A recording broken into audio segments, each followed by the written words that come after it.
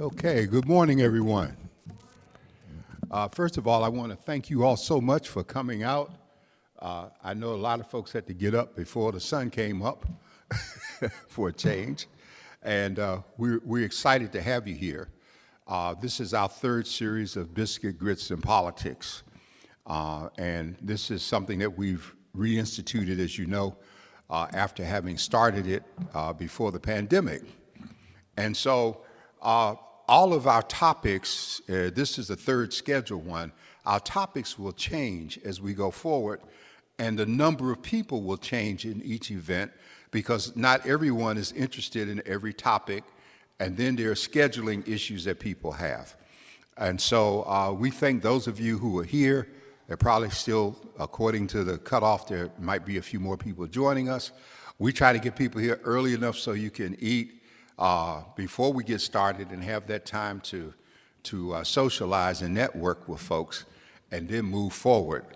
I would like to really first give a special word of thanks and appreciation to the staff of Voice and Viewpoint, and in particular my managing editor, LaTanya West, who cannot be with us this morning because she's under the weather, but give her a hand clap because she was concerned. She was trying, but I told her she needed to stay and rest because we have too many projects going on. And then we have other members of our staff that are here. Some you met out front, Sabine and Jasmine and Jayla. And then in here, we have Macy Meinhardt. Macy, I want you to stand. Okay. And I wanted people to see Macy because Macy is a Berkeley Fellow that is going to be with us for quite a period. And she's the one writing a lot of the stories that you see as we expand what we're doing with the paper. And we have two other significant journalists. I don't know if they're going to make it here this morning. They're trying. Sean Hill Smith and Erica. Erica, I'm having a mind block sitting up here. Okay, so we have those people that are with us. I want to say a special word of thanks to Mandate, Dr. Leonard Thompson, his staff. They are here early, setting up. They're recording this. We'll put it online later. We won't stream it this morning because we have some numbers that we've set as a absolute low bar in order to do that. And so, but we are very thankful that Mandate works very closely with us. They are also the ones that jointly do our From the Desk of the Editor every Wednesday on GOD Radio 1. And we encourage you to look at that and follow up.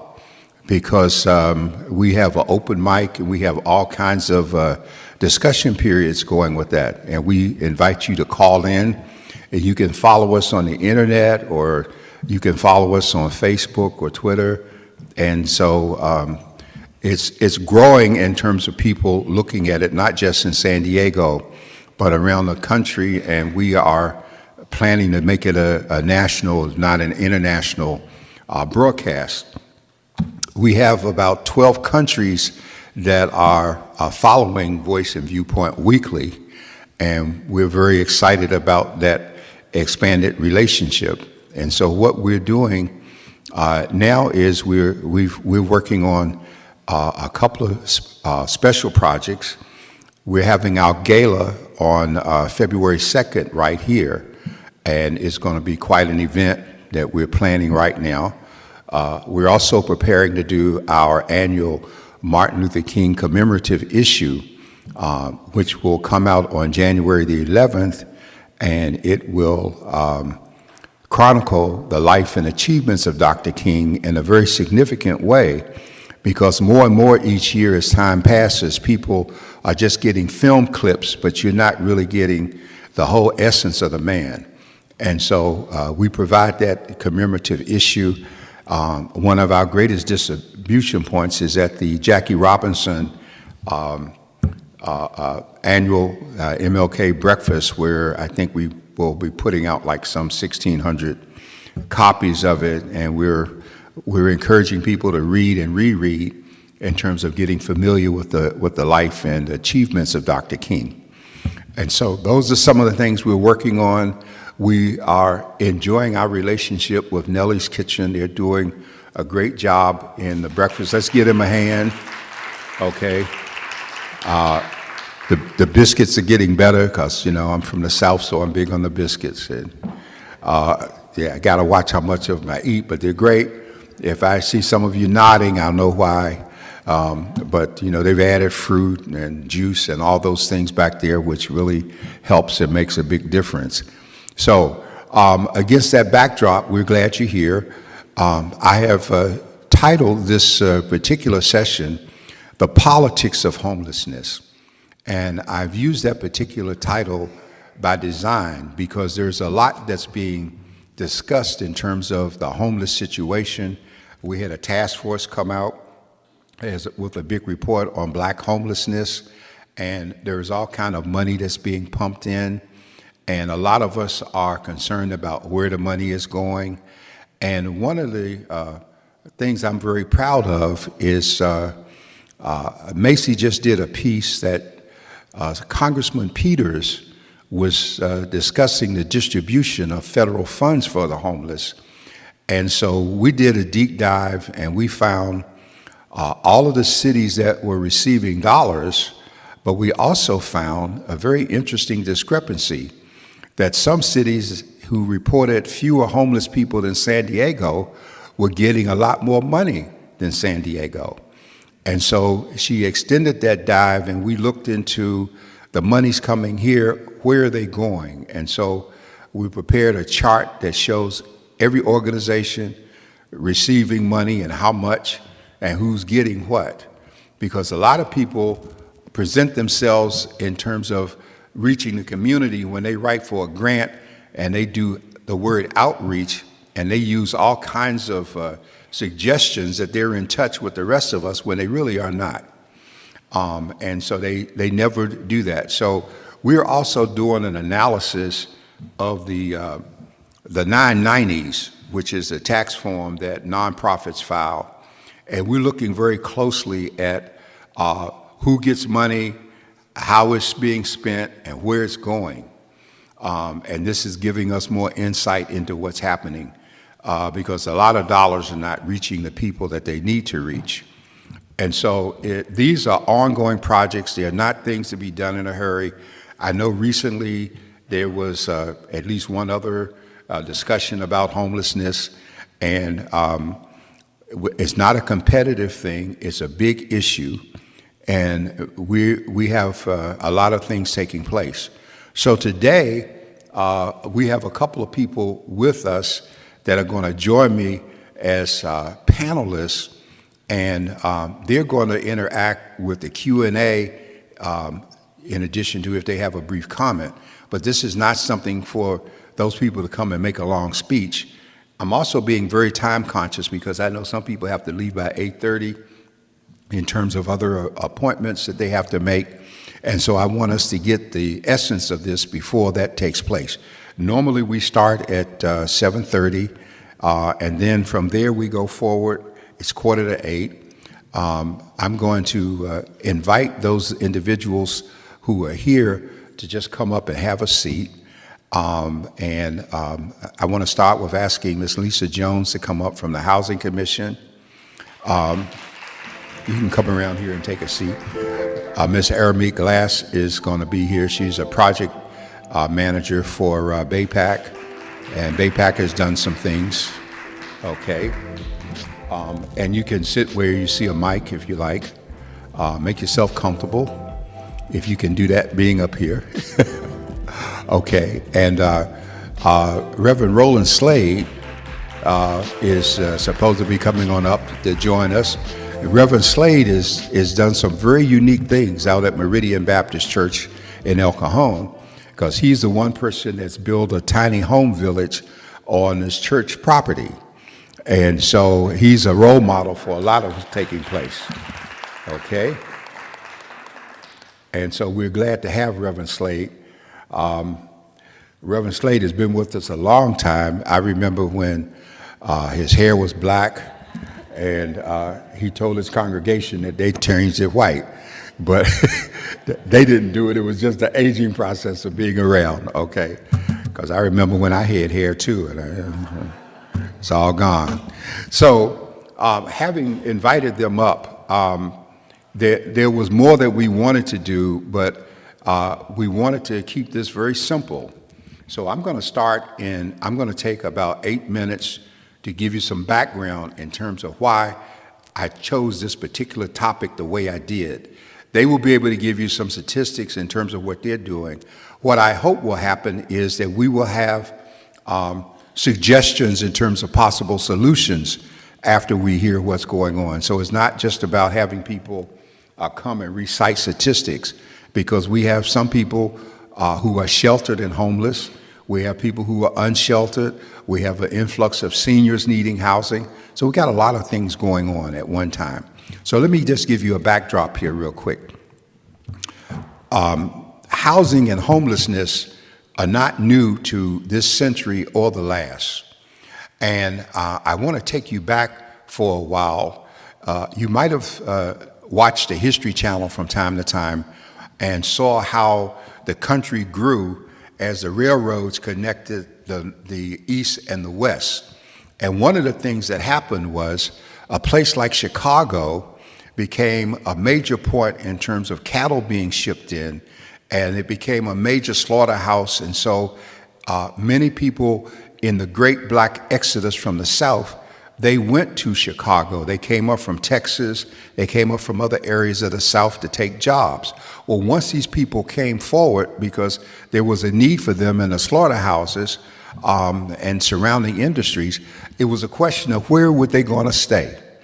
And so one of the things they did in Chicago is they built these huge apartment complexes, 20, 25 stories tall. And you remember seeing Good Times, you got a sense of it. They were not cosmetically attractive, and people were packed in. One of the most famous ones was called Cabrini Green in Chicago. They did the same thing in places like New Orleans, and they had these housing complexes. Well, it's very interesting that the whole concept of apartments as such really came from the Indians. And if you look, as you see some of the villages like in New Mexico, the Navajo and the different ones, you saw on the side of the hills where they stacked, they started the apartment concept, which also became the foundation for the whole condo scenario. So all of these people, they were bringing folks together and they were putting them in, and they weren't looking in terms of home ownership. They were just trying to give them the very minimum in terms of housing that was necessary. And so now let's fast forward, if you will, to World War II. And we know in World War II we had a lot of people go in the military and come back home. And then there was a decision made that we would do things like a GI grant, VA assistance. And so all those programs were to help returning vets. Many of them had been very young, so they hadn't been to college, so some went to college, and some bought homes. Well, when it got to the home purchasing, this is where we began to see some real politics kick in, because these people who were buying homes, they only wanted to live in certain areas. And if you went back into the history of America, there were sections like we saw in Oklahoma where they did the destruction of the whole black community. Communities were set aside. And so people who had resources did not want to live with those people, if you will. And so what happened then, as housing began to emerge and they developed building housing, someone had to finance it. And what happened was the banks stepped forward, but they came up with the concept that we now know of redlining. And redlining meant that they drew a line around certain communities that people could either live in or not live in, depending on who the applicants were. Now, all of this happened before the Housing Act of 1965. They called it the Fair Housing Act, which was a misnomer because there was nothing really fair about it, the way it was set up. but people didn't know that at the time.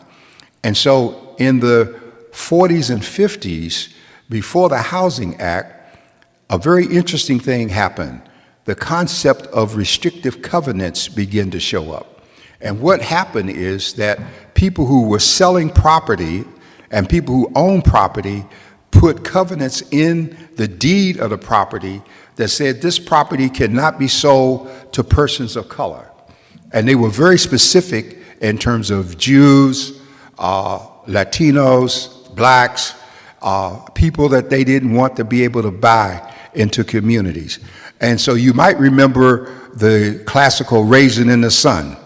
And it was one of those examples as a result of the insurance payment. They were trying to get out of the city and they were going to buy a house. And this was all a part of blacks trying to move from the cities. Well, what happened was with the restrictive covenants, and San Diego was one such place, the restrictive covenants kept blacks out.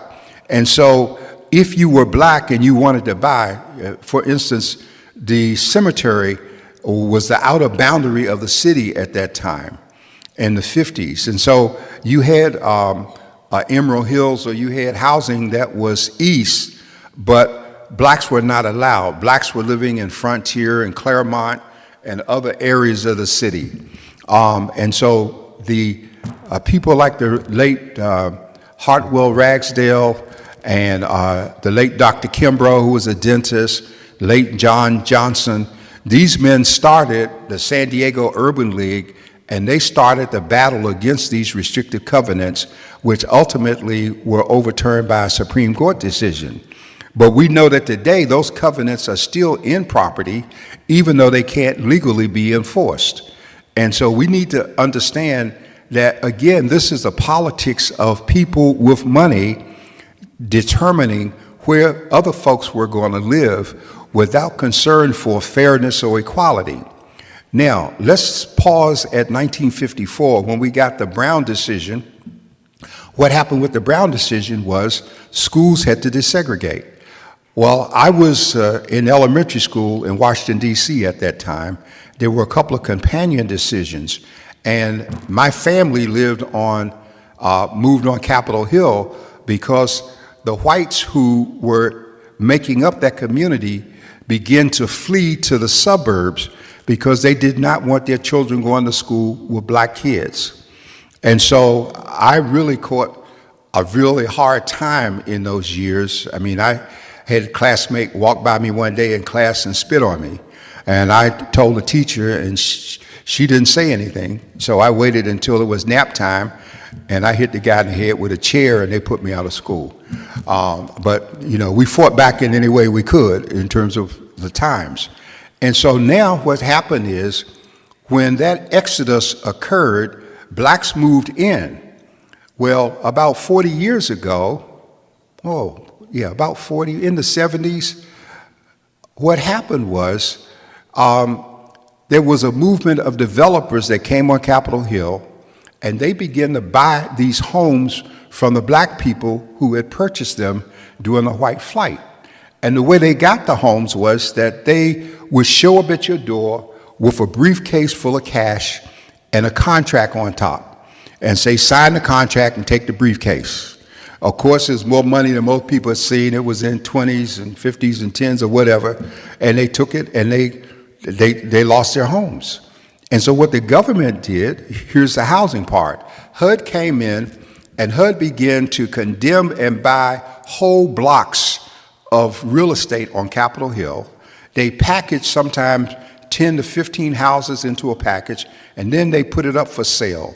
And so in those days, you could buy a block like that for maybe, say, $500,000 or $600,000. And then when you finish the renovation, you could sell each unit for at least $1 million. So this is politics coming into how people are living. And what happened as a result of this, let's come back to San Diego. In about 40 years ago, because I've been here about that long, people began to get interested in moving up to Temecula and Marietta, and they wanted to get out of the city. And so what happened? The banks were making loans available very readily for blacks who wanted to move out because they already knew about gentrification and the plans to rebuild and to do what we have now with whites moving back in. So in every major city, you see high rises and condos and communities in transition, and you see a disappearing. What we saw happen here, for instance, blacks had the Imperial Avenue corridor, the hotel downtown, Logan Heights. My wife often tells stories of living in Logan Heights as a child and using the Logan Heights Library, which is now sitting there. I guess they're going to refurbish it as a historic site. But the home that her family had, along with others, were wiped out to put the freeway through, to put 5 through, and it just cuts right through the community. So we had all of these changes. Now, I'm going to come forward a little bit more to the time of the late Reverend George Stevens. Reverend Stevens and I were early members of what is now called, and was then, the Reinvestment Task Force, which was made up of the city and the county. And what happened with the task force was that it was, in order for a financial institution to do business in the city of San Diego or the county of San Diego, it had to have a resolution of approval from the task force. And so that meant the banks had to come to the task force, and we grilled them on such things as CRA, the Community Reinvestment Act, because the Community Reinvestment Act was the key to trying to overturn the housing scenario. It was the key to going after them about redlining. And the Community Reinvestment Act came about in the 70s as a result of a congressman from Texas named Gonzalez, I believe his name was. And what happened was he was fed up with how Latinos in Texas were being treated by the banks, and decided that the government needed to regulate the banks in terms of what they do in the communities. So here in San Diego, before we had the big collapse of all the banks, we had the collapse of the savings and loan institutions. The savings and loan institutions were cherry picking who they gave money to. So when you see names like Macmillan had a sweetheart deal in San Diego. He had all the money he wanted for everything that he wanted to build. And when the savings and loans collapsed, he went into bankruptcy. Matter of fact, it got so bad for him that he was living out a mobile home. But, you know, the system has a way of helping restore its own. And so what happened was, when the savings and loans went out, the government created what was called the Resolution Trust Corporation. And the RTC decided to sell off the savings and loans that it had taken possession of for zero almost. I had one publisher in Florida that bought a savings and loans for like $15,000. He lost it a few years later because he didn't know how to keep it up. And so that was gone. And then we had a lot of banks you might remember.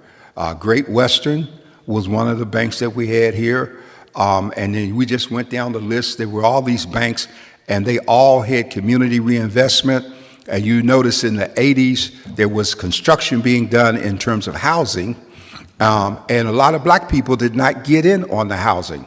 I'm going to show you again a politics of what happened. When these housing developments were being built, and many of them right here in Southeast San Diego, like Kings Row, wherever you see communities where there are heavy Filipino residency, you might see an area where all the homes have bars on them because the Filipinos put bars up as soon as they buy property. Well, they were getting a different deal than we were getting, because what happened with them was the people got together, families packed into a house, slept in the bathtub, on the floor, whatever, but everybody had a goal of putting their money in the pot, and once they came up with 25% of whatever the purchase price was for the home, then they were able to take that money in, and they were able to get a non-conditional sales contract. Because if you put down 25% of the purchase price, then you didn't have to go through all the other steps. Meanwhile, they had us over there trying to figure out, can we get 10%? Can we get 5%? Can we put down 3%? Will someone give us 2% first time? And we're going through all these percentage changes, and all they're doing is collecting their money, putting it down, taking the house, and then that family moves in, and then they collect their money to help the next one get it, and a chain reaction, they were buying. But we were not privy to that because we were still trying to find a job. Our young people were still trying to move away from home instead of staying at home to help with the home, and all of these things were taking place. Now, some of you will probably say, well, gee, when does it end? Well, that's my point. It doesn't end. It really continues. And so we come down to where we are today in a sense that we had the great collapse around 2009, 8 or 9 of the banking industry, and we had the consolidation that took place. And so what happened was the banks who agreed to take on the burden of some of the banks that were closing, they were given a waiver in terms of the industry on the community reinvestment requirements. So community reinvestment got suppressed. And so no one was looking at it anymore. And so the contact began to fall back. And so whenever they came to our communities, all they wanted to talk about was financial literacy. But nobody was talking about how we could really make things happen. Most people don't know that within the Department of the Treasury, the U.S. Treasury, is an entity called the Office of the Control of the Currency. And the control of the currency is over all of the financial institutions in the country. And they have within that a minority division, which also has an office that oversees the community reinvestment in terms of what's happening with community reinvestments. Now, let me give you this is about the politics, folks. We're going to get to the rest of it, but I think you need this kind of politics you're not going to find. Maybe there's one textbook I found that had something on it. I'm going to give you an example of how this thing works. We all remember several years ago that Wells Fargo came under tremendous scrutiny. They were opening accounts, and people didn't ask for them. They were doing all kinds of stuff. And so here in California, there were major lawsuits in LA filed against Wells Fargo. Well, I did a deep dive on Wells Fargo, and I came up with like 10 years of litigation, and I wrote about it, and I distributed nationally in terms of all the things that they were doing that were illegal. At one point, Wells Fargo came up with this idea that we're going to give $5,000 or whatever it was to each person that was offended, and we're firing the people who did this because they don't represent what we want.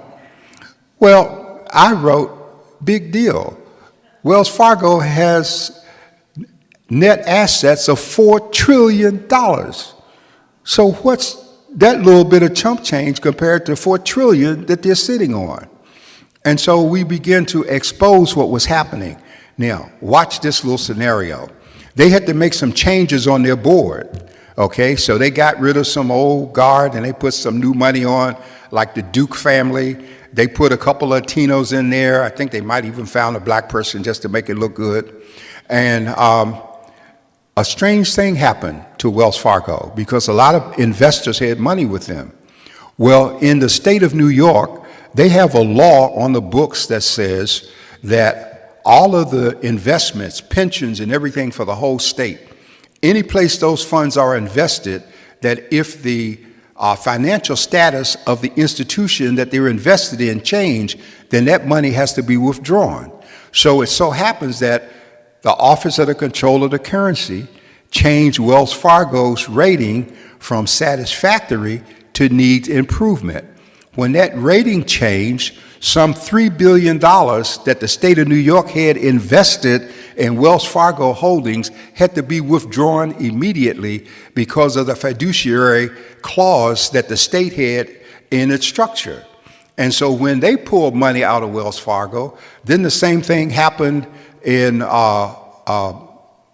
California and I think New Mexico. There were like 4 states that this took place in, which changed the whole complexion of who Wells Fargo was in terms of money.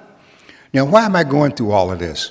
I'm going through all of this to show you that so far we've talked about big money and big people, but behind that is the opportunity for us as regular folks to impact the system. The safeguards have already been put there. We just don't know about them and we just don't use them. And so because we don't use them, we get abused. Today, if you come across the border and your name is Gonzalez or Juarez or whatever, and I'm not being racist with this, I'm making a point because that's the comparable to somebody being named Smith, you can go to a financial institution and you can get a credit card, at least you could, unsecured for $5,000 with virtually no questions asked. If you're black and you go make an application for the same card in a bank, the first thing they're going to do is pull up your credit report. And they say, well, you don't have a credit history. And you say, well, that's because, I own 5 homes and I pay for everything in cash. And they're going to say, well, we still can't make you a loan because you don't have a credit history. You see the contrast between the two? So now people coming into this country get all kinds of financial assistance. Housing is no accident. If you go on University Avenue, it almost seems like a Sudanese community. If you go down El Cajon, you think you're in Little Saigon. You got all of these communities that reflect people from other places because there's been a networking to ensure housing being available for them while we're still struggling. To bring us up to date, when the war broke out in Ukraine and people from Ukraine were coming to America, they lined up at the Tijuana border. Haitians who had been there for 3 to 4 years waiting under the disaster relief that we granted them based on the earthquake, they had to sit to the side and watch these people march into the country ahead of them with coffee cups and greeters and all that. What was the big difference? Well, their complexion was white, these people were black, and everybody was swear that race had nothing to do with it. And that's a lie from the pit of hell.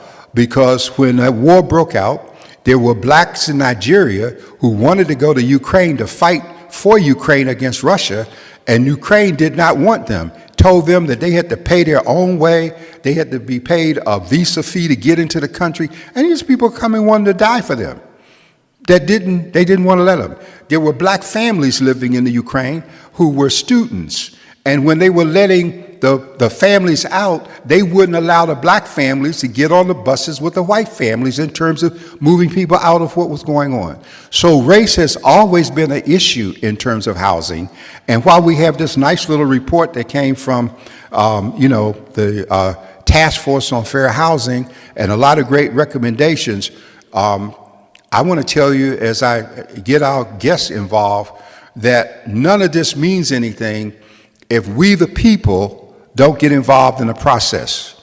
46% of the residents of San Diego County are renters, but they don't necessarily vote. Now, what does that mean? Today, it is not likely that your children are going to be able to buy a home. The interest rates have gone from 2% to 8 and 10, so that's a problem, number one. There's a shortage of available properties, and that's not going to be overcome overnight. That's number two. But now, in addition to that taking place, there's a attitudinal adjustment. What happened? When the banks collapsed, remember all the foreclosures that came? Well, even the foreclosures were implemented in an economic fashion. What happened was, when you took out a mortgage, your mortgages passed through hands. And at one point, the people in Dubai were buying up mortgages, and we ran out of mortgages to sell them. So what we did was, we went out, this is just before the collapse took place, and we started creating people. They went out on the streets of Vegas, and if you could breathe, they filled out the papers, had you sign, you got a property, and 6 months later, it was in foreclosure, you were gone, they had sold that note. So they were creating sales.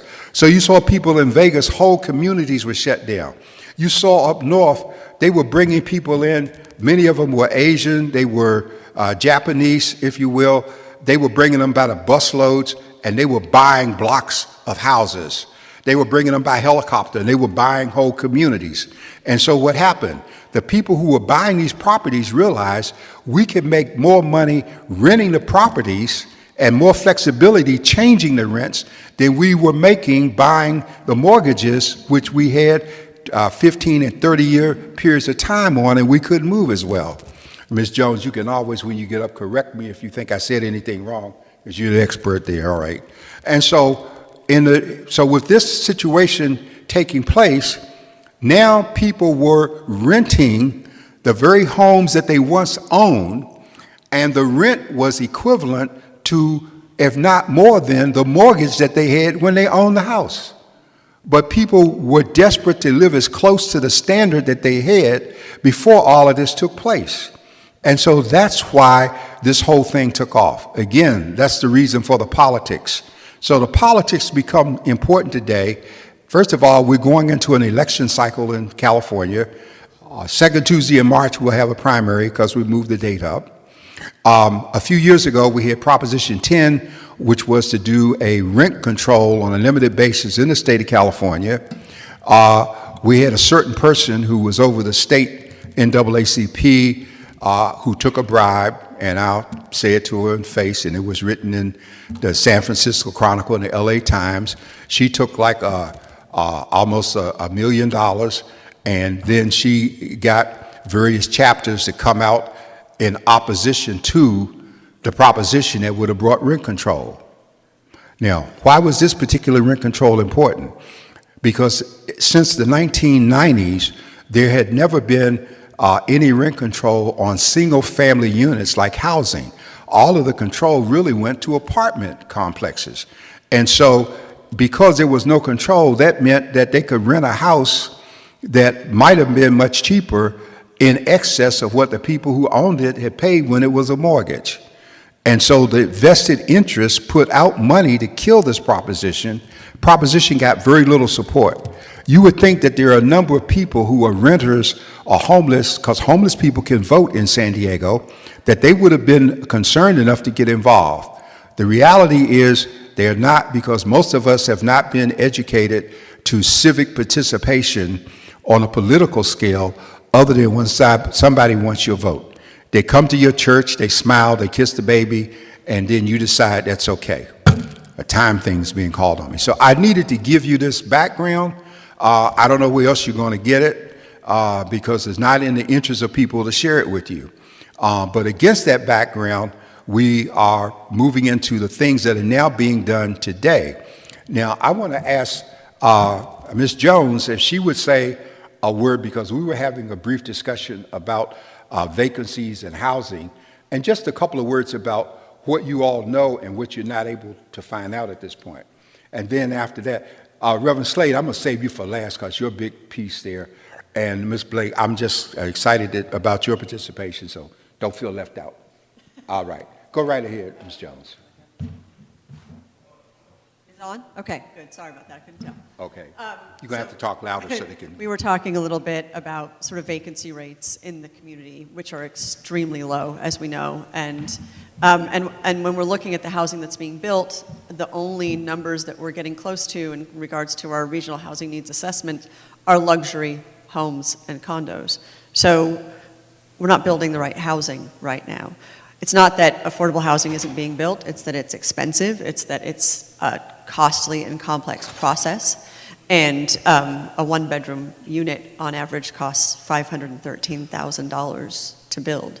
So it has to be affordable to the people that need to be in it, but it's not affordable to build it. So we know that there is a huge issue there. From a vacancy standpoint, when those resources are so low, the best thing we can do to address homelessness is to keep people in their homes in the first place. The most humanitarian way to address homelessness is to keep people in their homes. The most cost-effective way is to keep people in their homes, whatever that housing looks like. And it's also less traumatic, right? And the other thing that it does, and we're seeing this in the Homeless Instability Prevention Program, which is a program that the council approved, it's been running for about a year, is it addresses one of the biggest disparate impacts we see in our homeless system today, which is that Black San Diegans represent 27 to 28% of the homeless population, when Black San Diegans only represent 5 to 6% of the general population. So that's a huge discriminatory injustice. Prevention works. 30% of the households coming into the Homeless Instability Prevention Program are Black San Diegans. So we know that when we invest a little bit of money at the right time, we can intervene and end those situational housing crises that everybody has. But when you have a lack of access, a lack of knowledge, a lack of ability to understand what's available to you, what your rights are, when we don't have information, that's when people end up in places where they don't belong, which is on the streets. When we have that information, when we are working with the community-based organizations, when we are working with our faith-based networks to be better communicators and connectors, the programs are effective and they make a huge difference. So one of the greatest things we can continue to do as voters, one of the greatest things we can continue to do in the San Diego community is focus our efforts on prevention. The more people we keep in housing, the less people we need to figure out how to solve that bigger crisis for when they're on the streets. Okay. One of the things you didn't mention is how big is the backlist, the waiting list? On our Housing Choice Voucher Program, anywhere from about 130,000 households right now. Yeah, 130,000. We have about 17,000 vouchers available. We have a wait list that's probably 12 years long. We are in the process right now of doing an update. So for folks that are out in your community and talking with folks in your community all the time who are waiting for housing and then maybe on that wait list, we are trying to reach out to people to make sure that they know we're trying to get updated information from everybody, but we keep that list open. It gets new applications every day. Yeah. People could be waiting 12 to 15 years, frankly. Okay. It just depends on sort of where you are in the process. Thank you. Now, Ms. Blake is a project manager for BayPAC's Foundation, and she did some of this. I think she moderated the big homeless discussion that BayPAC had a little while ago. And we'd like to give you an opportunity to give some input, if you would. Thank you. You're going to have to talk loud, though. Use your loud voice. Good morning, everybody. All right. Good to see y'all, my family. So there's so much that was said this morning that I want to touch on. There's a few things. So when you think of homelessness, right, I want folks to think of it as a very comprehensive yet cohesive process that we need to take to address it, right? Because everyone's journey to how they got to homelessness or being unsheltered looks different. You have children. We have a school that I volunteer at, Monarch. That is a whole school dedicated to unhoused children. Why do we have that in San Diego? I'm happy we have it, but why do we have it, right? When we talk about reentry, there are folks that served their time and now cannot get housing due to the fact that they served their time and did a crime and now they cannot get housing, right? We have a significant amount of seniors in our communities that are unhoused, unsheltered, right? And it's not safe for them to be in some of these inhumane shelters. We have so many different populations. And so I don't just, when we're talking about housing, right, like I want to have an honest conversation. We have so many people that are dealing with mental illness. We have a difficult conversation, and I'm pausing a lot because I'm trying to be political up here, but not talk like I normally talk.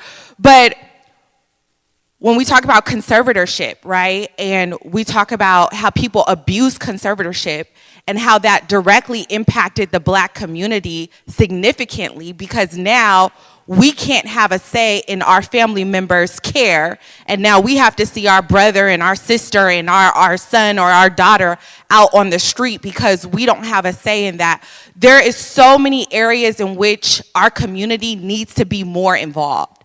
And so BayPAC, our lane is policy and politics, but what we started to see is that so many people, when you have that name, so many people started to reach out to get resources, to find out about housing, to really do the prevention work. So we created a virtual resource center, working with folks like Black San Diego, which is on Facebook, They send folks over to us, and from there we were able to get so many people either staying in their housing, like she said, or back into housing, getting our young people into some type of facility or treatment.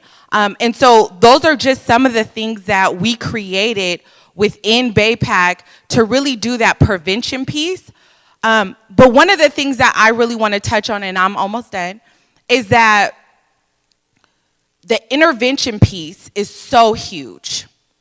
And one of the things in all of these organizations that are getting money, and I'm glad that you are taking a deep dive into this, because there is so much money being pumped into the political issue of homelessness. And there are so many people abusing that money. And people keep asking me, if we get so much money around homelessness alone, why do I still see so many of our community members on the streets? And I'm saying because these organizations, like Dr. Warren said, are using it and saying outreach and engagement, right? Political figures are using this to keep running for office and keep fixing this issue and never fixing the issue, right? And so the intervention piece is so huge, because if we look at it from a comprehensive lens and we say, we're gonna go out and do a needs assessment, us Black folks are gonna take care of us because nobody else is gonna do it for us. And we do a needs assessment to find out people's journey. How did you get to this point? And what do you need? And then going back and looking at the chart that Dr. Warren creates and saying, who's accountable for what? Who's responsible for what? How do we create policy, and how do we, Black folks, hold these organizations and these political figures accountable in our community? And we say no more. The money grab is over. Right? And so those are the participating parts that we can do as a community, is the oversight of how these monies are being spent, the oversight on how our community is actually being addressed around this issue. And it's up to us to really be the folks that are holding these folks in these organizations accountable. And I'll stop there for now. Okay. You got anything else? Okay, no. Well, we want to thank Ms. Blake, because that's the whole point we're making, is that it is complex and that there are a lot of pieces to it. And we're gonna, I hope there'll be some dialogue in a moment. We're getting through this part in the interest of those that have to leave in a couple of minutes. But we wanted to get started. Reverend Slade, I mean, there's a Latin phrase for what you've done. It's res ipsa loquitur, the matter speaks for itself. And your development does. So by all means, share with us. You're also a member of one of the committees within the regional task force. I am the co-chair of the ad hoc committee on black homelessness and Black San Diegans. Right. So yes, kind of led the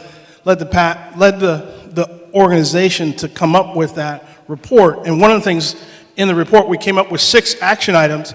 Los Angeles did a very similar process and came up with a report. And I believe their report came up with 126 action items, to which today they have done none. So one of the things we said, we couldn't put together a report that would have a whole lot of action plans, because then it would end up in a notebook on a shelf, and everybody would say, well, there's too much for us to do. Where do we begin? So we came up with 6 action items. And if I can just cut right to it, it's time for all of us to be on deck. I didn't serve in the military in reality, but through osmosis. My father was a career Navy man. And so I know enough about when the call comes from all hands on deck, it's true, all hands on deck. You can't take anything off. No one can stay where they are. And we've reached that time. The crisis is real. We know that. It's time for us to step up. So at Meridian Baptist Church, we had a young man who we're across the street from Meridian Elementary School. We're not affiliated, that's a public school, the Cajon Valley School District. And one Sunday morning, I saw this guy coming from behind a bush as I had parked my car and about to go into the office. And I'm like, where is he coming from? School's closed, it's Sunday morning. And then it just kind of was in the back of my mind, where is he coming from? Went through the whole day and everything and did my regular Sunday, task. And then on Monday, when I came and I parked my car, and I came early, because school starts at 8 or 9 o'clock, so folks get there at 8 o'clock, but I got to the church about 7:30, and there he was, coming out from behind this bush again. And I'm like, that's 2 days in a row I've seen this guy get out from behind this bush.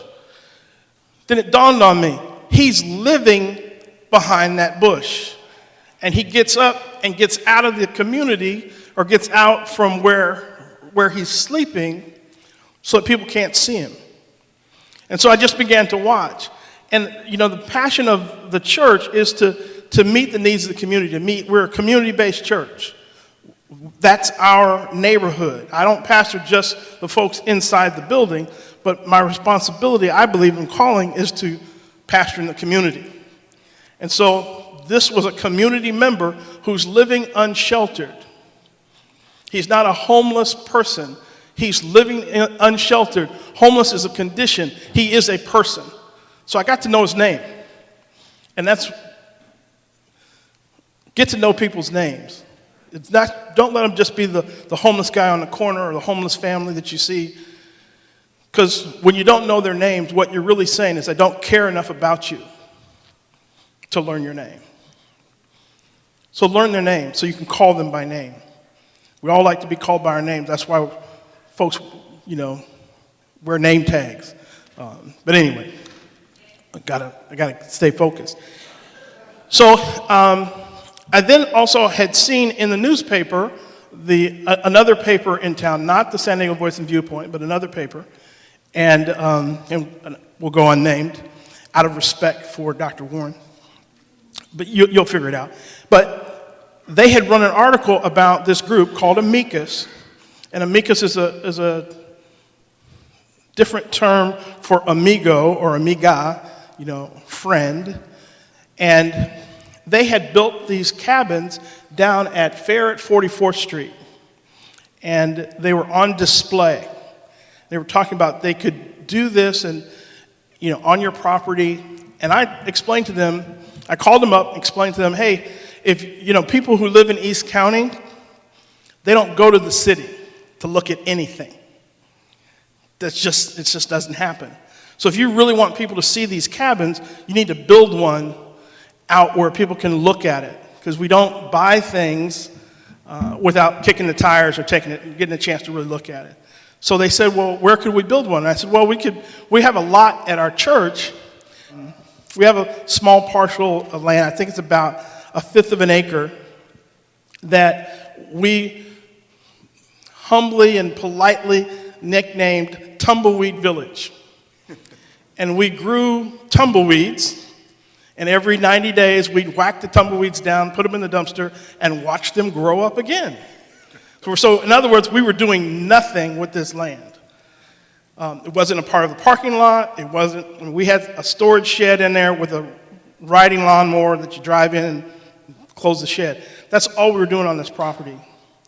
And so they came and they built that cabin, the emergency sleeping cabin, and folks came to take a look at it. Some of the folks that came were our political figures in East County or in El Cajon. And they challenged me. They said, why don't you build a village of them and help people who are living in homelessness? That's what you always talk about. That's what you're challenging us to do. Here's your chance to step up to the plate. And I said, well, what about, the regulations? And I don't know enough about building. My whole thing is theology. That's where I'm educated. So I didn't know about building. And they said, well, just go ahead and do it as part of the, and do it under the auspices of it's part of the mission of the church. It fits in the mission. And my challenge to them was, what if we did this correctly? What if we did it and met all of the requirements of the building code and the developments and all of that? And they're saying, well, that's going to cost you, the church, probably $15,000 to $20,000 to just do the research on what the code would be. And I said, we don't have that money. And I'm not going to go out and write a grant for it or go out and beg somebody for it. There's got to be another way. And I'm glad to tell you that the political figures said, we have city staff, and if we as the city council assign it to the city staff, they can do the research and they can bring the report back to us, and then we can look at it. And it won't cost you anything. I said, sign me up.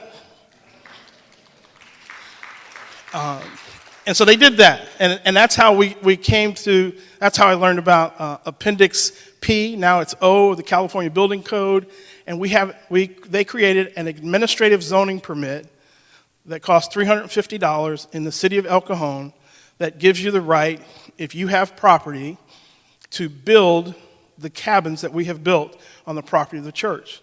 There are 6 cabins. They are not on a permanent foundation. They have electricity. They don't have running water. So in essence, I just call it, it's a bedroom in the community. And then we've partnered with HomeStart. HomeStart is the service provider that the city of El Cajon has already chosen and given a contract to, gone through whatever they go through to fund them. We're not social service. We're not a social service agency at the church. So we said to the city, once we get them built, we'd like to engage HomeStart to be the people who manage, bring the housing navigator, case manager, and all that. What we'll do as a church is we'll love them. We'll love on them. That's going to be our lane. You all take care of HomeStart. HomeStart will do all of the social service work. Amicus continues to own the cabins. They will do all the maintenance on the cabins. And we'll all work together because it's time for us to work together. And I can tell you that as I'm sitting here today, we have had 16 ladies that have come through in the last year through the village. And we just had one just moved yesterday. She and her daughter moved into permanent housing yesterday. And so it's just we've done all of the things that we needed to do to just continue to love them and watch them. And the young lady that moved yesterday, she was recently on one of the news reports, and she said, they didn't give me a hand out, they gave me a hand up. They let me come into the village, relax, get my head together, understand what I needed to do. And she'd been living on the streets of El Cajon for 4 years. And in 6 weeks, she moved from the village to now permanent housing with her daughter.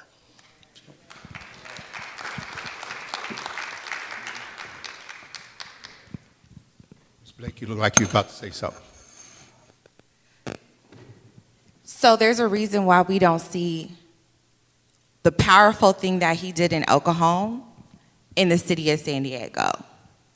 And I'm going to say her name. We haven't seen her in a really long time. The only person that ever even entertained the conversation was Myrtle Cole. I've had this conversation, y'all know. I will loosely call many of the politicians in San Diego friends.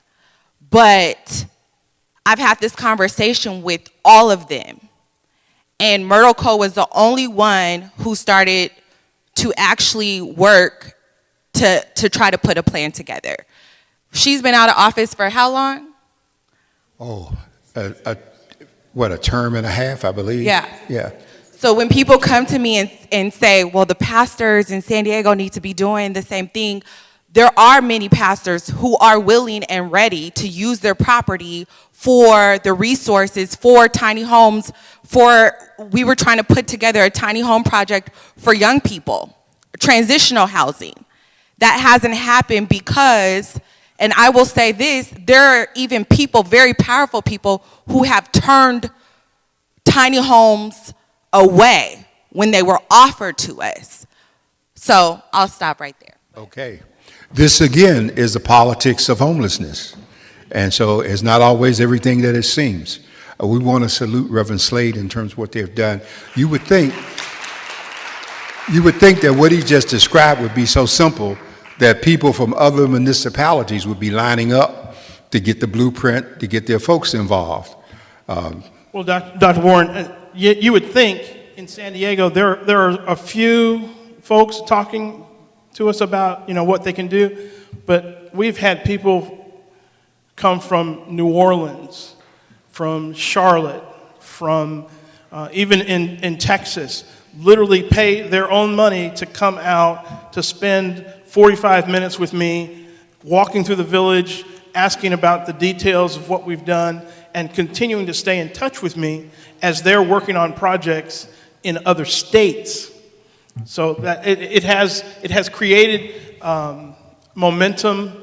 Like, why couldn't we do it? Because here's the thing, there's, from the church standpoint, some folks think that you have to have a huge church. You have to have a big church. Nope. Meridian is the phrase is, we are a normative size Southern Baptist church. If you know anything about Southern Baptist, that means that we run about 70. And a few weeks ago, I coined a new phrase for us. We're not the little church that would. We're the little church that does. Remember the little choo-choo train? Yeah. I can do it. No, we did it, and we're continuing to do it, and we'll continue to do it until the Lord says stop. All right.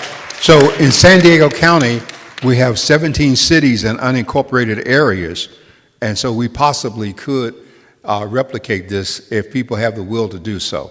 Yes, we So can. we got to stay with it. We want to open it up for Q&A at this point. I know, Ms. Jones, you have an appointment, so you good? Okay. So when she leaves, it's not because she wasn't interested. She told us in advance she had to go. All right. So if you have a question or a comment, I want you to just hold up your hands. We have time. And please try to be brief. Don't give any major State of the Union addresses. Okay. We'll start back here, please. Okay, so I will be brief. I do have a question that for the pastor, when you said all hands on deck, it's urgent that everybody be involved. What is being done to train people to interact correctly with those who are unsheltered? Because sometimes with good intentions, we can do more damage because we don't know. We think we go and we find a family and instantaneously they're supposed to accept what we're offering. And that's not true. But a lot of people don't know that, and they think that there's something wrong with the people when they don't take what's being offered to them. So what type of training is being done or will be done so for those who are going to do the work in this area, so that people are prepared and trained to interact with them correctly? Thank you for that question. It's a great question. That is one of the action items in our ad hoc report, is that we need to do training based on culture. We need to do cultural awareness training to frontline staff in the various agencies. But in the church, I would say one of the things that we did at Meridian, we started with mental health first aid through the Mental Health America San Diego chapter. They came out and did a 2-day training at our church so we could just begin to understand the different things that are going on in people's minds. And then we had, again, homelessness training.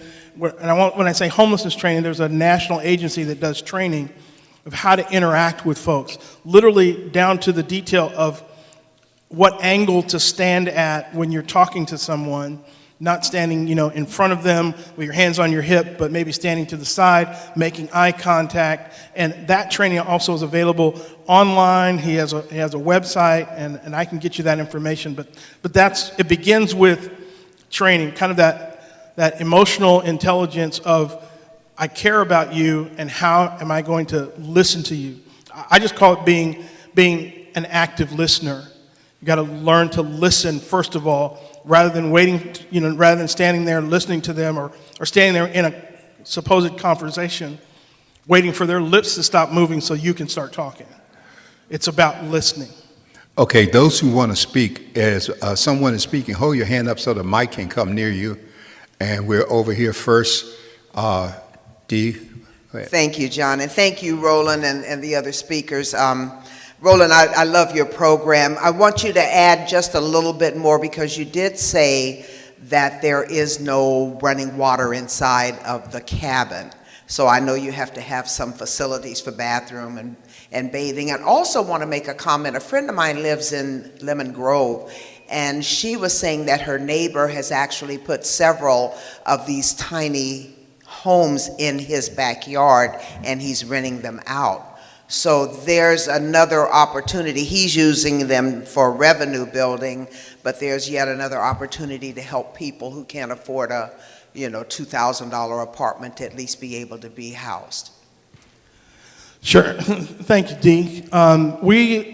Because of the, we built the emergency sleeping cabins. We don't have tiny homes on the church property. We have emergency sleeping cabins, and there is a distinct difference between them, and one of them requires that there's no running water.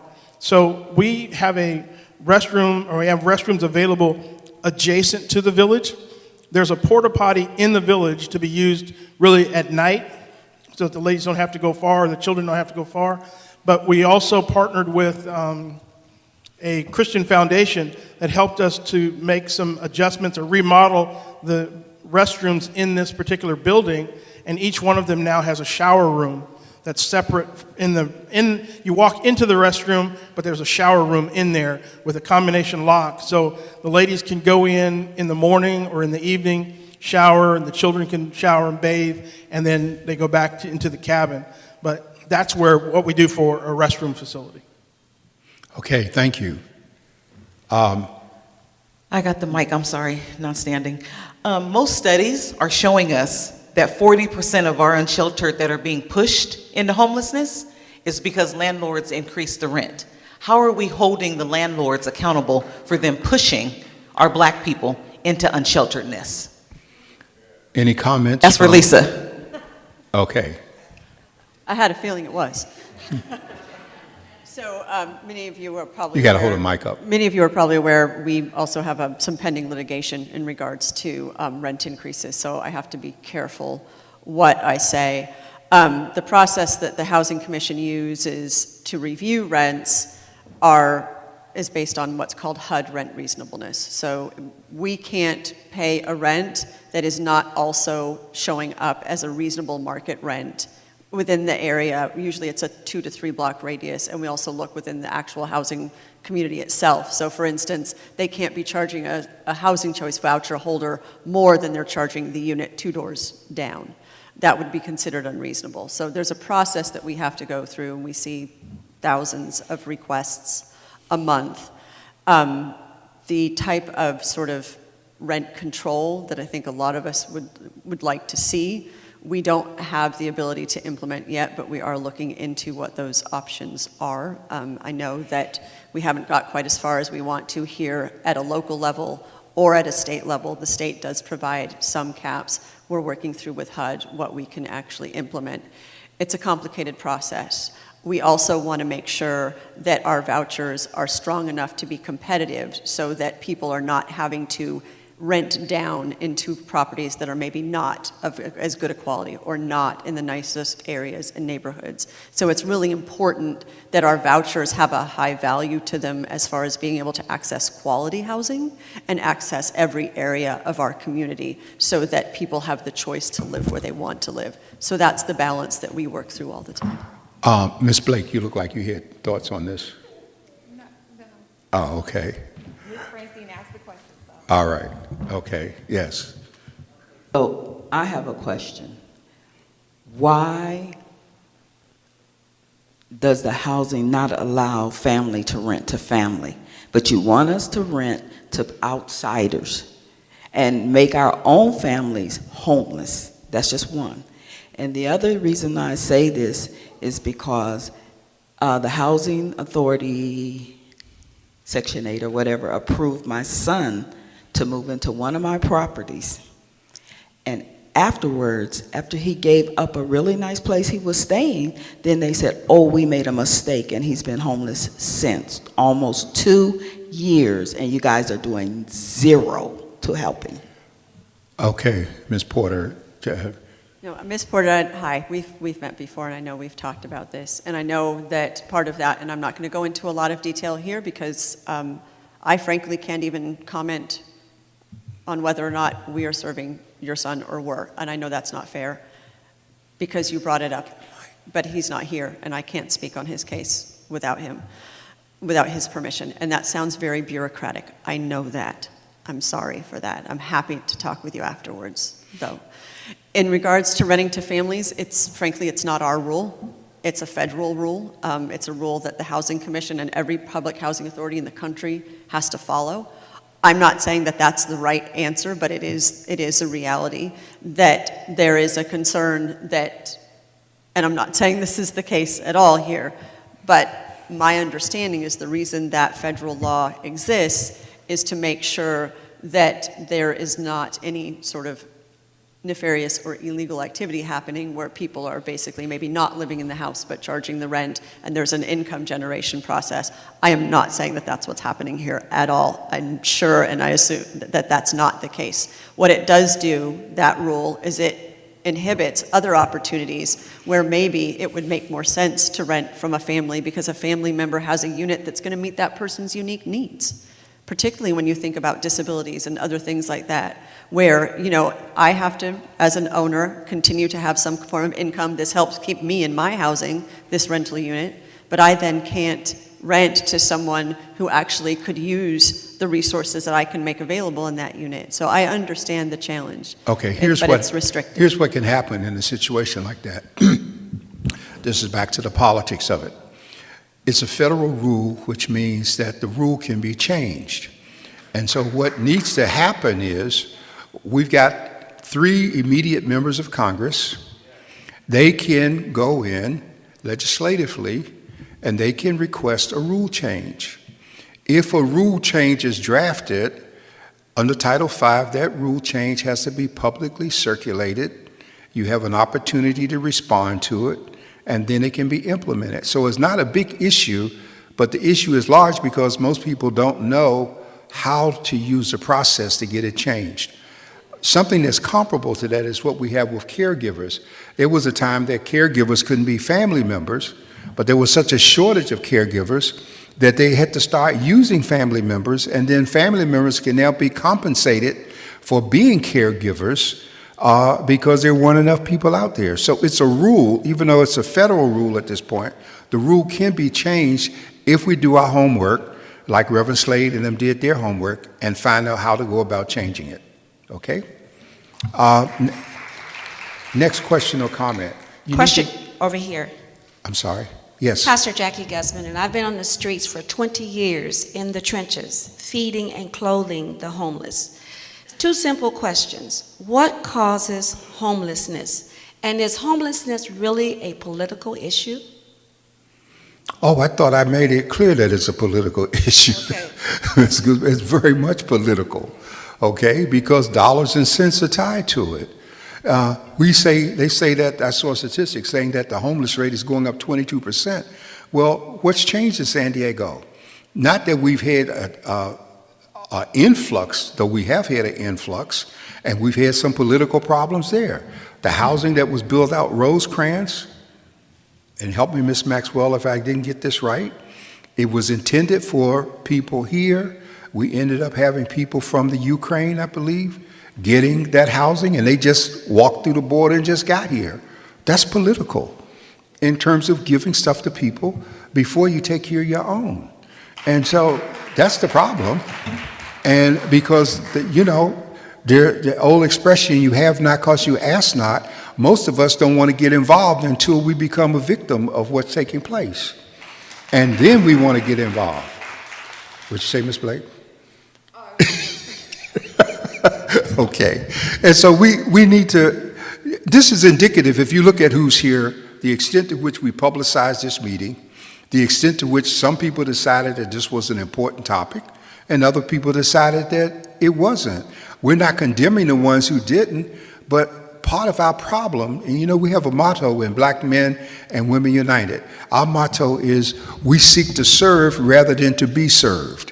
And so we have got to get back on track with wanting to serve. That's the way Reverend Roland Slade did. They wanted to serve. He saw a need and he sought to meet it. So this is what we have to do. We can't get a rule change, Ms. Porter. We just got to start lobbying. Elections are coming up. People are going to be knocking on your door. Make your list in advance of what you want to see. Make it a realistic list of changes. Don't let them, you ask a question and they give you a speech about how the world was made. Cut that stuff off. Answer the question. If they can't answer the question, they shouldn't get your vote. Real simple. Yes, ma'am. First of all, my name is Cassandra Clady. I'm a resident of the 4th District. Thank you, Dr. Warren, for having this type of event today on homelessness. I have my mother, and I don't know if this is addressed to you or the panel, about squatters. My mother lives in the 4th District, actually in the Webster community. And about 2 or 3 doors down, some people have moved in. They do not own the home. But because of the homeless problem, there's a process to get them out. So I don't know who to address, and I'm not saying to get them out or anything like that, but this is the conversation for that. And so it's a community that's stable, but they don't know what to do. Some of the residents that are elderly are somewhat afraid. They don't know if anything could happen to them if they live alone. So I just wanted to address that as far as what do you do with squatters? Oh, I can address it for you, and I yield. You know, when I first came to San Diego over 35 years ago, one of the first jobs I had here was in the city attorney's office. And one of the first cases I worked with in that office was a situation right up off of Pentecost Way. Those apartments were condos, and people who had bought them cheap began to rent them out, and some of them who had moved out left them vacant. And so in one case, the owners went back and found squatters in the unit. The squatters virtually drove the owners away. The owners called the police went there and they went in the unit. The squatters subsequently sued the police department, okay? And so in San Diego, squatters seem to know more about the process in terms of how long it takes to move them than the people who are being victimized by them. Matter of fact, I knew one individual who spent about 3 years moving from property to property. While he was in one property, he was scouting another. He found properties that were in probate. He found properties that had been abandoned. He would move in, he'd turn on the utilities, and then he would look for another one. By the time they got to him on that one, he moved out of that one and went to the next one. So it's a whole culture that we haven't addressed. Yes. So, thank you for the question. I think, you know, I'm going to take a different approach. I think when those are highly qualified or skilled squatters, right? I'm going to talk about the squatters that I've encountered. My family owns property throughout the county, right? And so we've dealt a lot with squatters. I think there are so many populations of unsheltered folks that they're all vulnerable, but I think one of the most vulnerable populations is any Black man that is unsheltered, right? Because any encounter with police could be their last breath. And so the way in which I believe in approaching, if they are like he was talking about, then, you know, I think there are other steps you have to take. But when we're talking about community members that we recognize and we know that this is the person that we've seen on the corner or this is the person we've seen in the bushes, I think we have to be very intentional about how we approach them. I don't think calling the police is the first option. I don't think our seniors should be the folks that address it first, but I think that is where, when we talk about all hands on deck, right, we're doing a training very soon around de-escalation. We need our black men, our black leaders in the community to get these trainings so that when our seniors call, they can go and be the first ones to respond to certain things like this. These are the comprehensive measures that I'm talking about when addressing this issue from all different avenues, right? And so I guess there's two types of squatters, because we're also talking about the folks that get the Airbnbs and won't leave, right? They know the policy and the laws, but there's so many folks that are squatters that do not know any policy, do not know any law. They just know that this house has been vacant. My aunt's house is being worked on right now, and we had a gentleman who took over the house. He was living there, put his tents inside the house, right? And so we had to address it in a very humane way to make sure that our safety, but his as well. And so that's just, I know people won't always agree with me on this, but that's just, okay. I just want us to be intentional about every single thing that we do in addressing these things. Okay, thank you. Ms. England, you had a question, but you got to get near a mic if you're going to speak. Mr. Johnson? Billy, you would? Billy Johnson, Black Men and Women United. You saying to me, when I hear this conversation, so the small homes is a modern day SROs. That all those SROs that kicked all them people from downtown, and now they are all over. But the other thing that kind of, is this a modern day cross the tracks, the railroad tracks, only to our neighborhood? I think Coronado, there's some, they came out and they were complaining about having to provide affordable housing. I think there's something in Escondido recently. So my question is, but at the same time, we all know the issues, but if it's political, what is our politicians are doing? We all know that we need affordable, single. The thing about the SROs, where they were like 400, 500, 600, their costs. My joke was that that somebody can still pay their rent and then go have their little shot, their little drink, and still be able to be housed. So my question is, before the pandemic, there was a lot of churches who were trying to do the same thing that you were advocating for, and there was really no help, no blueprint, no plan, and I'm thinking that's what we need. I think there's a lot of churches still out here who do have that. There's the way you trying to be part of your community is to help your community, and you have this extra land. Thank you. Okay, we got a couple of more comments, and then we're going to be bringing it to a close in terms of the part that we're recording.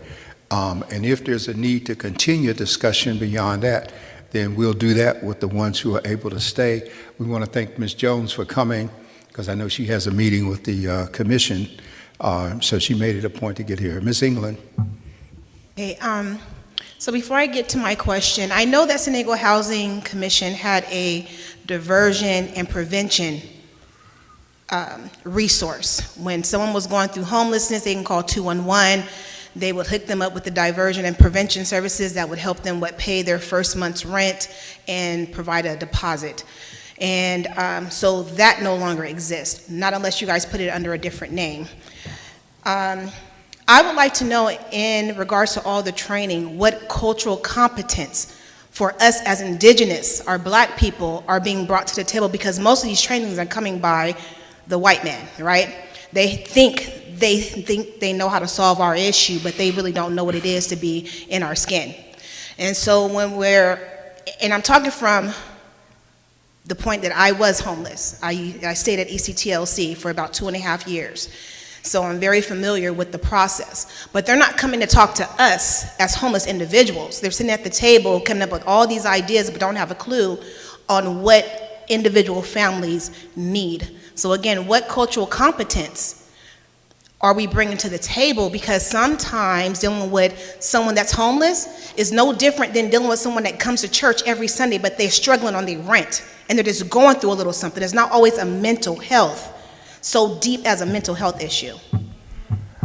Go ahead. I have to going to really restrain quickly myself. address the question around diversion and prevention programs. So we still have both diversion and prevention. There's a couple of diversion. There's 3 or 4 different prevention programs. It's based on sort of level of need. We want to make sure the resource is deep enough to help people and doesn't just temporarily stabilize the housing.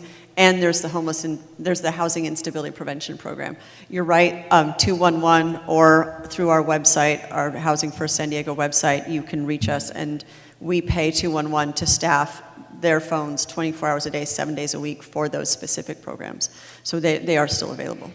And I'm going to apologize, I have to step out, but I want to make sure I get to talk Well, to the we're about to conclude. lady in the back. We're about to conclude this part. I wanted to know if there was any concluding comment from our guests.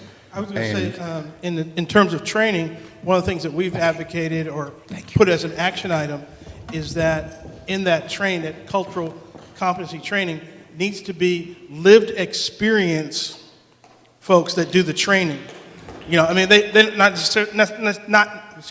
necessarily write the training, but they need to be able to share. Because if you read the report that we put together, sadly, it says in there that, you know, someone who was black had to go into an agency 40 times, and it wasn't until the 41st time that they went in and acted a certain way that they were able to get services. But they saw their Caucasian friends go in and get services right away.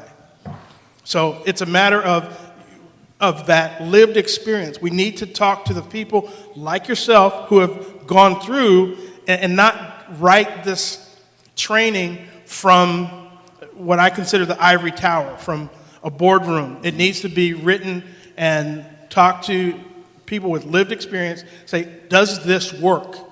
Because if we write it from the ivory tower, it'll just crash and burn. It will be meaningless. At least that's my opinion. I've been serving on the Regional Task Force Board for probably 13 years, something like that. And I was in the faith community seat, and it's changed, and we've gone through all kinds of iterations of the Regional Task Force and the continuum of care. And my frustration is that oftentimes in those board meetings, when I look around the room, I might see 1 or 2 sisters, but it's rare that I see a brother. And frankly, I'm disappointed because we go to all kinds of other meetings, but this is a meeting about our community and those who live in our community, and we know the numbers. We know that 26, I don't even need to quote the statistic. We're far outnumbered. And if you're sitting in a boardroom and there's 35 board members and only 3 of them are black, you know that the odds are against us. And it's like, how many times do we have to appeal to our brothers and sisters, come join us in this work? It's not going to get done by people who don't look like us, who don't have our experience. You know, you may not know, I was on the board at ECTLC for 15 years. And it wasn't until, I sat in that boardroom and said, you all don't get it. But I was the only person of color on the board. Yet, when you look across that campus, I'll just leave it at that. This is the politics of homelessness. We want to thank you for joining us for Biscuit, Grits, and Politics. If you have a future topic that you would like for us to consider, our next meeting will be in January because of the holiday and activities, and we would ask that you drop your suggestion in an email to the Voice and Viewpoint, and we will consider and explore making it one of the topics that we discuss. Again, my thanks to our panel, to Reverend Slade, to Ms. Blake, to Ms. Jones, to those of you who have come to mandate for the outstanding job of what has happened this morning, to Nellie's Kitchen for the food.